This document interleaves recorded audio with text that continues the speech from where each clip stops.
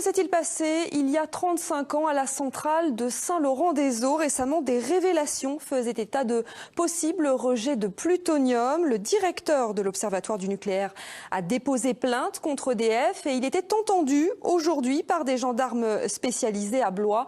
Reportage d'Alain-Georges Emonet et Jean-Christophe Raxi. Pendant 1 heure, le directeur de l'Observatoire nucléaire a été entendu à la gendarmerie de Blois. Il venait déposer des documents et argumenter son dépôt de plainte 35 ans après les événements. Pour nous, cette affaire a deux intérêts. Premièrement, éventuellement que justice soit rendue, même si c'est longtemps plus tard, et que EDF soit condamné pour les actes commis. Et par ailleurs, c'est d'illustrer une fois de plus la réalité de cette industrie nucléaire aujourd'hui comme hier, au moment où le gouvernement envisagerait de remettre des dizaines, peut-être des centaines de milliards dans cette industrie.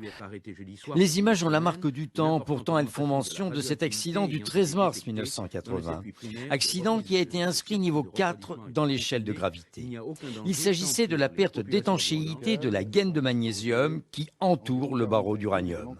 Accident ainsi commenté par les responsables d'EDF. Ces gaines sont normalement étanches et tout porte à penser qu'il s'agit dans ce cas d'une rupture, de ce que nous appelons une rupture de gaine, c'est-à-dire un défaut d'étanchéité vraisemblablement important sur l'un au moins de ces éléments combustibles. À cette époque avait été installé le CLI, le Comité local d'information.